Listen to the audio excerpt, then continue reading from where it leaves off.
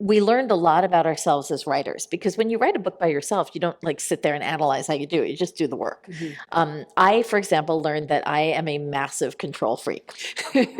Massive, yeah. Massive. So like I had to host the document on my computer, and Jenny would send me her chapters, and I would input the chapters, but I had to be the one to do that. Library was my space, and there was just so much. To the Harbor Grace excursion with the boys to have a time.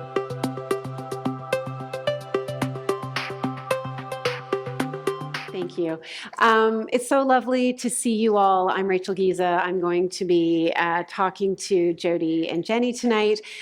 There will be time at the end for a Q&A. So if you have some questions, get them ready. Someone will be circulating with a mic for the last sort of 15 minutes or so of the conversation. But I wanted to leap right in with the two of you. Jodi, I'll start with you. What is Mad Honey about? So presumably none of you have finished it in the 10 seconds since you last received the book. Except this one. Except this one. Okay. Okay, so no spoilers from you. So Mad Honey is the story of Olivia McAfee. Olivia, years ago, was in an abusive relationship, a marriage, and she took her son Asher and she left with him to make a fresh start. The book opens years later when Olivia is now a beekeeper and Asher is 18 and he is madly in love with the new girl in town, Lily. Lily has just arrived with her mom, Ava, and they're kind of starting over too. And then one day Olivia receives a phone call from Asher. Lily is dead and he is being questioned by the police. And she begins to wonder whether the past ever really stays in the past or if it keeps coming back to haunt you. When I think about this book, it's about just that. It's about how much of the past informs our present. It's also about identity and how we become the people that we're meant to be. It's about gender, and it's about what it means to be a woman in America. And because Jenny and I have had very different lived experiences as women in America, I knew she was the perfect person to write this with me, because what we were going to create was something that just had never been done before. Thank you. That was Sure. and we're not going to. There's not going to be spoilers. Yeah, spoiler-free zone. Yeah, spoiler-free zone. So Jenny, then how did this partnership come about? Well, Had you been I'd friends? love to or- tell the yeah. story. So wait, and this thing on my ear is falling off. There we go. Now I'm back. So this is a true story. I teach at Barnard College in New York every spring, and there I was in my apartment, and the date was May 8th, 2017. And I woke up in my bed from a dream. And the dream was that I was co-authoring a book with Jodi Picoult, whom I did not know and had never met. But the dream was very much what you just heard. The dream was that there were these two voices. One is a young woman who's been murdered, and the other voice is the mom of her boyfriend who is accused of the crime. And I had pretty much just that much. I don't know about you. My dreams are usually not that specific. Usually it's more like, I'm having a sword fight with a giant octopus or something. But this one was, I'm co-authoring a book with Jodi Picoult. It was really different. And so I was like, what was that? So I kind of got up, in that way you do when you've had a vivid dream. So a little bit of the residue still kind of clinging to me, and I got a cup of coffee. I did my favorite thing in the world, which is to go back to bed with the cup of coffee. And I read, and I got out my tablet and I read the morning paper, and I was kind of doing the morning routine, but mostly I was drinking coffee. But eventually I wound up on Twitter, God bless it, and I tweeted, I just dreamed I was co-authoring a book with @Jodi Picoult, who happened to be online at just that minute and sent me a direct message, a private message that said, what was this dream about? And I told her essentially what she just told you. It was just kind of that. In fact, it was even less than that. And she said, LOL, let's do it. LOL, let's do it. Well, it wasn't quite that simple. Well, actually, it was up to that point. It really was that simple.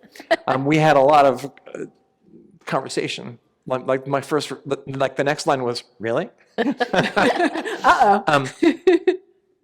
we each had other projects to do. We weren't even sure we could really pull this off, but we were going to pull it off. We knew it was going to be like a couple of years. I was writing a memoir called Good Boy, and Jodi was just starting the book that became the Book of Two Ways. So it was kind of way out ahead in the future. But we said, yeah, how about 2020? Maybe towards the end of 2020, we'll do it, like the fall, It wasn't like anything was really going to happen in 2020. And then in March of 2020, I wrote Jodi, and I said, I don't know about you, my calendar just really got clear. And so we agreed maybe we could get to work. And so I just want to just kind of dwell on that one more minute, that the reason I'm sitting here with you in this lovely space here in Toronto is because I had a dream. And because of this dream, Jodi Picoult, whom I did not know and had never met, became my collaborator and my friend. And we've had just this wonderful adventure together. And not only the adventure of, wandering around the world talking about this, everything that's in this book. And it's such an important book, we feel. We hope that you'll be moved by it and it'll change the way you think about some things. But it was also just the adventure of doing it together. I'd never co-written a book before. Jodi had only done it once, and she did that with her daughter. So it's a little, I couldn't tell Jenny to go to her room, although she says I did. Actually, she did. Yeah, I might have, yeah. So then so it's 2020, obviously, the world is in a very strange place, but how did you then decide how you were going to divvy up the work? And, you are both, we just met back in the green room. You are both strong-willed people with your own, very accomplished careers as writers. And so, these two strong personalities, these two distinct voices come together. How did that work? What was that collab? Was there clashes at some points, or was it fairly fluid? It's funny, we've been asked about clashes, and there really weren't like major clashes, but there was a sense of someone needed to kind of be driving the ship. And also we learned a lot about ourselves as writers, because when you write a book by yourself, you don't sit there and analyze how you do it. You just do the work. Mm-hmm. I, for example, learned that I am a massive control freak. Massive. Yeah. Massive. So I had to host the document on my computer, and Jenny would send me her chapters and I would input the chapters, but I had to be the one to do that. Mm-hmm. We also learned that we write very differently. Again, something that I never really thought about. There's kind of two terms that get tossed around a lot about writers. Either you are a plotter, meaning you organize and you write outlines, or you're a pantser, you fly by the seat of your pants. And so, as Jenny has said, you can't write a book that functions as a courtroom drama and a murder mystery, which is at heart really what Mad Honey is, and then get to the end and go, well, I don't know who did it. How would I know? Right. So it's a mystery. Right. So I convinced her to do an outline, and then we also knew kind of from the start that we were going to divvy them up, the chapters, mostly with me writing Olivia, which is Olivia's the mom, and Jenny writing Lily, who is the murdered girl. But we also agreed that we would swap one chapter each. So I wrote one Lily chapter and Jenny wrote one of the Olivia chapters. And we did this because for writer practice, it was kind of good to get into the other character's head, but also because we wanted to give you all a little puzzle to figure out. You guys get to figure out which ones we swapped if you can. I think it was also, there was a little bit of competition. I was like, well, can you write my character? You think it's so easy? Right. There was a little bit of, it wasn't exactly a competition, but it was a feat of strength. Yeah, right. Yeah. And the other part, which I'll let Jenny talk about, is the fact that we, and by we I mean I, decided early that, at the end of, I spoiled nothing for you by giving you the synopsis. At the end of chapter 1, Lily is dead. And chapter 2 is in Lily's voice, and it's the same day. It's the day leading up to her death. And it ends with someone knocking on her door and her opening it and you not seeing who it is. Well, after that, Lily's gone. And Lily's an amazing character. So how do you write the part of a character who is now gone from your show, And I came up with the idea that Jenny should write Lily's chapters in reverse, meaning that they go back in time. Mostly because I've done that and I never want to do it again. Yeah, So, thanks. yeah. Thanks. And I asked Jodi, how am I going to do that? And she said, don't worry, you'll do it. Yeah, but you did. The dream becomes a nightmare. Right. Well, I mean, it makes sense because obviously if the character's gone, I mean, what else are we going to do? Have her be a ghost kind of Right. Yeah. like, Right. lurking But- around the plot, But it seems to me that that structure becomes a virtue. And I want to say, and I'm not spoiling anything because it's right at the beginning of the book, you have a quote from Kierkegaard that reads, life can only be understood backwards, but it must be lived forwards. And so you have these two characters where Olivia is telling the story in time, moving forward through the plot, and Lily is backwards, is telling us everything that led up to this day. And the trick is for there to be enough surprises in going backwards, even though the first time we meet her is the last time that she's alive in time. Right. But the trick was having there be enough surprises going backwards in time. And so the surprises are not really surprises of plot, really, although there are a couple. There are but, some, yeah. But they're more surprises of character, just as you get to know Lily better and better. And I will say, can I talk about Lily real quick? That she's, We're not going to be able to stop you. well, I hope that you will fall in love with her, because as I did, she is, she's a senior in high school. And she is just so full of beans. She's just alive, and she's thirsty to know about the world. She's like a sponge. She's precocious, but she's not precocious in this like obnoxious way. She's just filled with wonder and curiosity. She's just a firecracker, and she's a little bit of a nerd. She likes classical music. She plays the cello, and quite well. In fact, she's waiting to find out if she's going to get into the Oberlin Conservatory of Music, literally on the day that she dies. And she's a fencer on the high school fencing team. So she's got all of this stuff going on. And the other thing about her is that she's very joyful. She has the sense of buoyancy and love for Asher, the boy that she's in love with, Olivia's son, but also for the world, or for parts of it, and for the idea of the future that she can hopes to create, which is why it's all the more terrible to lose her early on.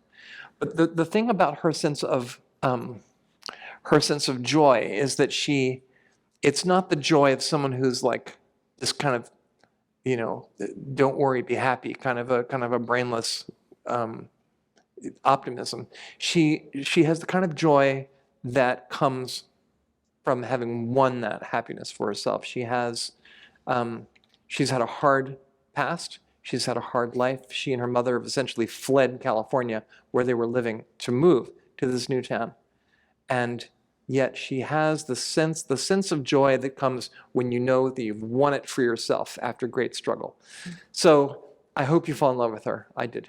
And I think too, as to your point, this honestly just occurred to me for the first time in 28 events. But like going backwards in time metaphorically is also kind of the message of the book. That idea that how much does the past get to inform our present? Mm-hmm. That is one of the big themes, I think, that keeps rising in Mad Honey. So it's kind of cool for the structure to mirror that as well. Yeah. Right. Well, it's the question, are you now the person that you were? Right. And I mean, I think we all ask ourselves that question. So as a transgender woman, it's obviously a question that haunts me in a very particular way. Am I the person that I was? I mean, I went through transition like 20 years ago. So yet the question that I ask myself is a question that we all ask ourselves. I don't know about you. I'm in my 60s now. When I look in the mirror, I think, wait, who is that? I am definitely younger than that, and definitely much better looking. But I think we all kind of wonder, who am I and how did I get here? And how much of who you were in the past do you have to tell the people in your life? And how much could someone that you love change? And for you to still be in love with them. I mean, I've been married for 34 years now, 12 as husband and wife, and 22 as wife and wife. And I can assure you that my wife and I do not have the same marriage that we had when we got married in 1988. So we are not who we were, but of course we are, because who else would we be? Well, I found that, I mean, I am so glad that you brought it to that point, because for me, what I found so, urgent and interesting about this idea of, are we always tied to our past? And also, how much are we obliged to share our past at a moment when, all of us, I mean, I'm old enough that I had a life pre-internet, pre-social media. I have a 19-year-old son whose entire life has been lived online to a degree. Yeah. And I think about the ways in which, a lot of ourselves is now in some kind of public record. That the ability to completely start over again or start fresh becomes harder and harder. At the same time that we're putting more of ourselves out in the world, we have big tech companies that are mining our data, that have all this information about us. So I'm wondering from each of you, I mean, Jenny, you talked about this a little bit from your own experience, but how much are these questions that the two of you have grappled with about, what do you owe the world about your past? And again, as people who have a public career, Right. can you remake yourself? Can you change your views? Can you change your craft? Or do you feel like you've been able to evolve in your life, in your work? I think that I have a very different response to that than Jenny does, because Jenny writes a lot of memoir, so her main character is often herself. And Good character. We've fallen in love with her Yeah. too. I write about really controversial things, but very often they're not things that I personally have experienced. They might be things I worry about. They might be things that keep me up at night. But I do research often with people who have lived that life in order to write about it. So the truth is, I'm really quite boring for the most part. Like, I don't have very much that would come out and shock people. But I think that you are accountable for everything that you say in today's world, for sure. And there have been times that I've been misquoted. There have been times that I mean, today I just found out today that 19 minutes has been banned in an 8th school district in America. Yeah. And Way to go, Jodi. and so there's always challenges that keep rising up, and I feel like sometimes you have to keep talking out and speaking your truth, because it keeps getting washed away like something in the sand and a tide. But I also think that for me in this book, the piece of that was most interesting was the relationship that a mother has to her child.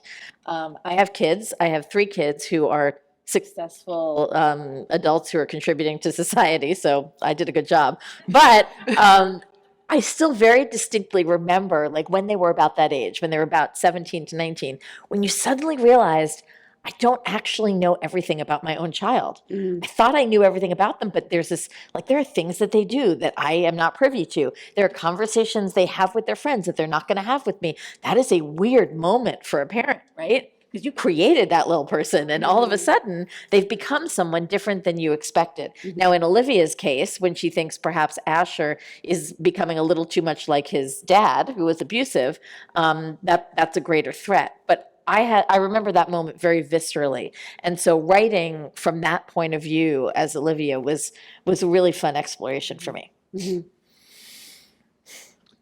You're making me think about if I am the same writer that I was before transition. So That's a cool So I question. transitioned in about 2000, and so I'd published 4 or 5 books in my previous life under my previous byline.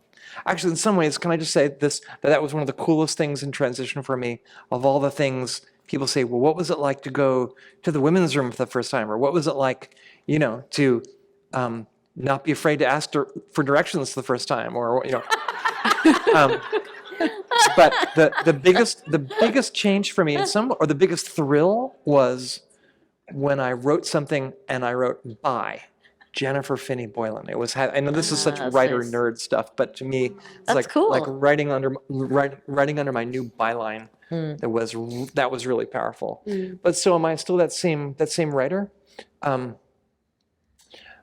I don't think I am. I think I'm a little bit less goofy, which isn't saying much. But I think I'm a little bit less manic, a little bit less desperate to entertain.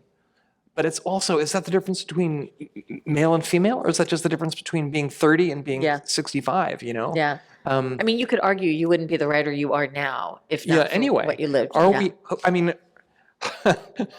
are you who you were yesterday? Well, Right. yeah, pretty much. But are you who you were when you were 2? Well, of course not. But so who is this? It reminds me, there's an old, I don't want to go too deep into it, but there's the philosophical koan of the so-called ship of Theseus problem. You know this from Theseus has a ship.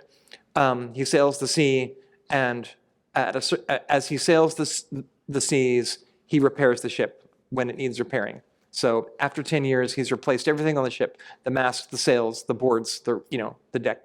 But somebody in this hilarious puzzle is saving all of those pieces and assembles them so that it's a ship.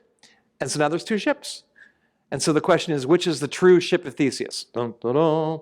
So if you were in an intro philosophy course, you would spend a month on that question. And usually the way this puzzle is solved is something like, the true ship of Theseus is the ship that Theseus sails. And so it's kind of like all of us are that ship, right? We change over time. We go from youth to old age. Some of us go from male to female, or the other direction. Some of us find religion or lose religion, or I mean, have relationships that change us. So who is the true you? It's like there's the short version is the old New England farmer who says, "This rake will last me forever. I've replaced the blade twice and the handle 4 times. Lasts forever."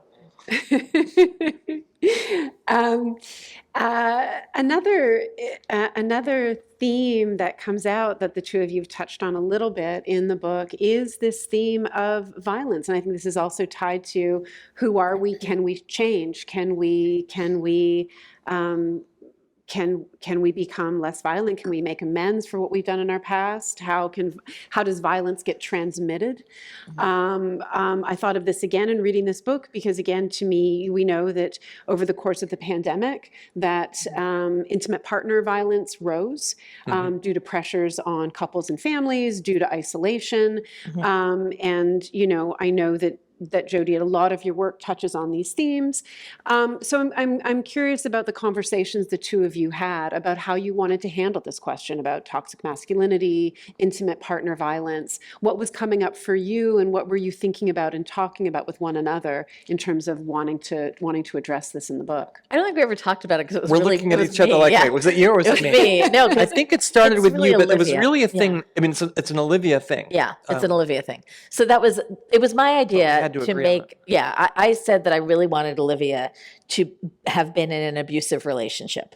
And to be completely honest, the reason that I wanted that had very little to do with all those very good issues that you brought up. Because honestly, remember, we were writing this in 2020 as things were evolving. So it wasn't as if we had the data of what was happening in homes yet. But, certainly there was the idea of a cycle of abuse and nature versus nurture. And, if you're trying to prevent an imprint on your own child that you're worried might manifest, can you take them out of the situation and somehow keep it from rising up? That's certainly what Olivia's thinking.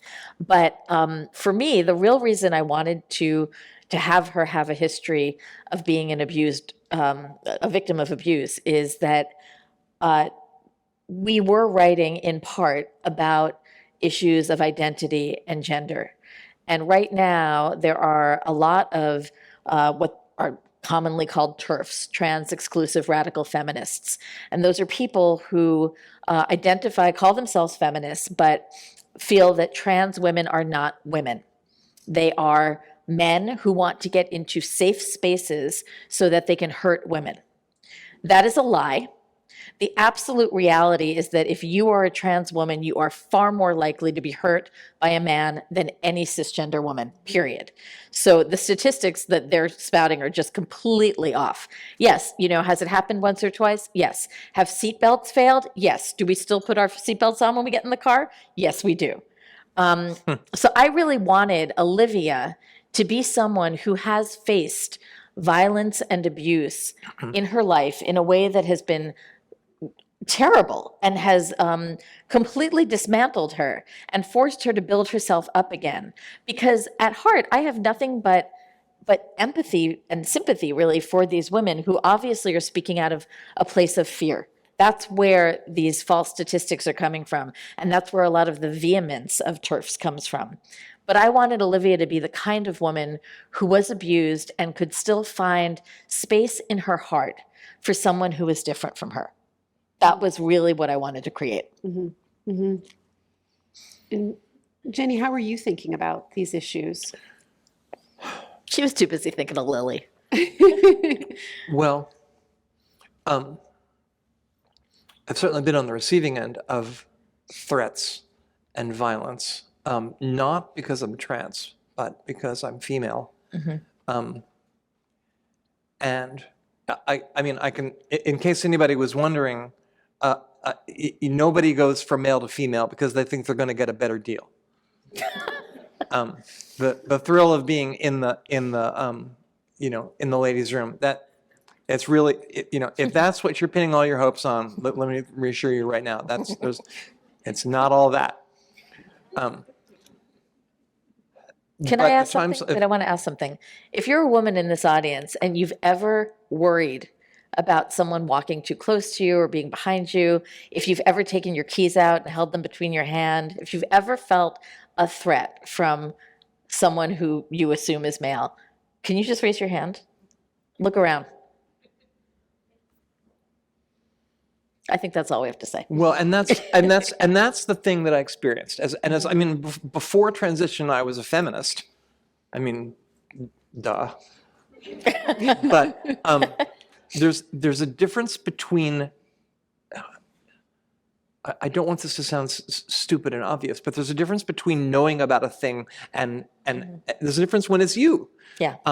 There was nothing new that I knew in terms of facts about what life in the world was like as a woman, but to be in a strange place and to be walking home alone and maybe to be a little bit lost and to hear footsteps behind me, I hadn't experienced that before. I hadn't experienced being talked over and being invisible, even among colleagues who 5 years earlier had, come to me for counsel. I hadn't experienced being judged for how I looked in the same way. I hadn't worried about, can I eat this hot dog? Because, they're so fattening. I knew about all that stuff, but it was different when it was me. And that's what I learned. Yeah. You had mentioned that this book talks about issues around gender, and there is a trans character in the book who is, rendered beautifully and in complex ways. And Jenny, you were somebody who was writing memoirs, writing about trans issues in much ahead of the current wave that I think a few years ago the New York Times wrote a story looking at the new wave of trans literature and talking about the fact that there's a new generation of trans writers who were writing novels with trans and non-binary characters and getting acclaim for those stories. I wonder if you could talk a bit about what you've seen in terms of the evolution of trans writers getting to have their work out in the world and also seeing more complexity in trans Well, it characters. used to be the only story you'd hear would be the transition story. And it was often a story that was, stories told by people who weren't really writers. And so the heart of the book was the fact that here was somebody who wasn't particularly adept at telling a story, but something remarkable had happened to them. It was kind of like those memoirs you'd read, like of astronauts who'd come back. Guys, they weren't really good writers, but they'd been to the moon, so you had to kind of. I think the biggest thing that I've seen, both in literature and in the fact of people being trans coming out, is that when I came out, it was a thing that you had to explain and to some degree apologize for. I'm really proud of my 2003 memoir, She's Not There, which was a big deal back in the day. and still is a big deal, I would like to proudly say. But if I look at that work now, I think there's kind of an air of apologia to it. There's a little bit of a way in which, as a narrator, I'm kind of begging for understanding, like, and I'm trying to explain to people and say, oh, I'm so sorry that I had this secret and now I've had to reveal it. And I hope that if I give you enough examples of my being a nice, entertaining person, I'll win you over. I think she is not there. And when I was in my late 30s and early 40s, my sense of being trans was, I have to win people over. I think that's what's different. I don't think young people coming out as trans, and certainly trans writers now, don't feel like they have to win anybody over. There's definitely a sense of, well, this is the way the world is. I'm trans, I'm non-binary, I'm whatever I am, and you catch up to it, really. And that's the difference. And it's funny because most of me feels like, well, the hell yeah. A little bit of me is jealous, like, I wish I didn't, what's the line from Lord of the Rings, that we set out to save the Shire and the Shire has been saved, but not for me. On the other hand, I also feel like, because things have moved so quickly and we've moved to this place of like, well, we don't have to explain this anymore or apologize for it. The other thing that's happened, though, is a lot of people who are not trans, we call them cisgender people who are not trans. People who are not, so a lot of cisgender people who still really don't know the trans thing and don't really get it and feel like maybe they missed that year when it was okay to ask questions. And now I think get the sense that people are just kind of bewildered by everything. And now, unfortunately, trans stuff is being defined by the most spectacularly divisive things like swimmers and hormones for children and bathrooms. And all of those issues have taken away from the fact of people's humanity. So one of the things I think, just to come back full circle, one of the things I think we hoped Mad Honey would and will do is to, well, actually, Jodi, you should explain this about the conversation that we hope people will have. When I wrote Small Great Things, which was very much about race and racism in America, it was really designed for my white readers, and it was because that's who I should be talking to. And I wanted to sort of explain what white privilege is and how, if you go through the world looking like this, there are lots of unearned advantages that you have. But because you go through the world looking like this, you don't have to worry about it. You don't ever sit and think about it. And Small Great Things asked a lot of white people who didn't even know to sit and think about that, to do just that, and to have a conversation they didn't even know they needed to have. This book reminds me so much of Small Great Things for the same reason. This book, I'm here because I know that there are a lot of people who are not trans, who are not non-binary, who are cisgender. They were born a certain gender. They never changed. It never occurred to them that this is even a problem. Yeah, looked in the mirror, there was nothing wrong, right? And yet they still don't really know how to have a conversation about this. They don't know what questions to ask. They don't know what questions not to ask, which is sometimes even more important. And our hope is that what Mad Honey will do will force you, if you're a cisgender, to question your assumptions. It's going to give you a vocabulary so that you can have a conversation. And then you get to move on through the world more educated because of it and educating others. That's exactly the point of it. Yeah. It's the great trick that stories can do. Right. That you find your heart opened against your will. Right. And it's very different than having a newscaster throw facts and figures at you, because very often when that happens, you shut down. Yeah. You don't want to hear about statistics. You don't want to hear that you're wrong. But we don't really care about that. What we want you to do is fall in love with the characters, which you will. We want you to be so swept up in the plot and the drive of the plot that you get to the last chapter and you're like, wait a second, I got to read one more before I go to bed. Just one more. And then you're going to put the book down and go, oh, wait a second, I actually took a lot in. Yeah. In that way, fiction is very insidious and magical. It's like a Trojan horse. Yeah, exactly. Yeah.